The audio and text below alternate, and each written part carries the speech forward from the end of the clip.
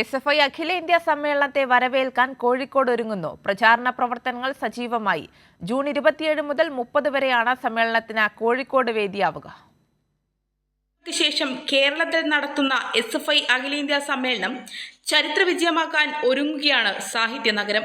18ാമത് അഖിലേന്ത്യാ സമ്മേളനത്തിനുള്ള ഒരുക്കങ്ങൾ പുരോഗമിക്കുന്നു.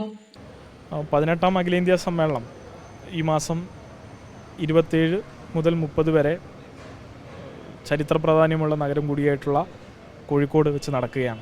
കോഴിക്കോട് വെച്ച് നടക്കുന്ന സമ്മേളനത്തിന് രാഷ്ട്രീയപരമായി ഏറെ പങ്കുവഹിക്കാനുണ്ട്. ഇന്നത്തെ ഇന്ത്യൻ സാഹചര്യത്തിൽ മുന്നോട്ട് പോയിക്കൊണ്ടിരിക്കുന്ന സംഘപരിവാർ ഗവൺമെൻറ്റിനെ എങ്ങനെ മൂക്കുകയറിടാം, സർവകലാശാലകളെ ഗവർണർമാരെ ഉപയോഗിച്ചും അധികാരമുള്ളിടത്ത് പൂർണ്ണമായും എല്ലാത്തിടങ്ങളിൽ ഗവർണറെ ഉപയോഗിച്ച് നടപ്പിലാക്കിക്കൊണ്ടിരിക്കുന്ന ഇതിനൊക്കെ എതിരെയുള്ള മുദ്രാവാക്യങ്ങൾ രൂപീകരിക്കപ്പെടുന്ന ഒരു നയരൂപീകരണത്തിൻ്റെ കേന്ദ്രമായി കോഴിക്കോട് മാറും.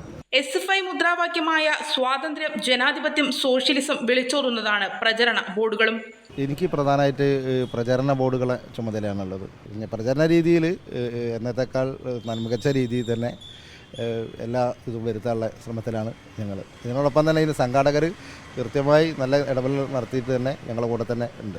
കോഴിക്കോട് ബീച്ചിൽ തയ്യാറാകുന്ന പലസ്തീൻ സോളിഡാരിറ്റി മഞ്ചിലെ സീതാറാം യെച്ചൂരി, നേപ്പാൾ ദേവ് ഭട്ടാചാര്യ നഗറിൽ ചേരുന്ന പ്രതിനിധി സമ്മേളനം 27 രാവിലെ മുതിർന്ന മാധ്യമപ്രവർത്തകൻ ശശികുമാറും തിയേറ്റർ ആർട്ടിസ്റ്റും സംവിധായകനുമായ MK റെയ്ന എന്നിവർ ചേർന്ന് ഉദ്ഘാടനം ചെയ്യും.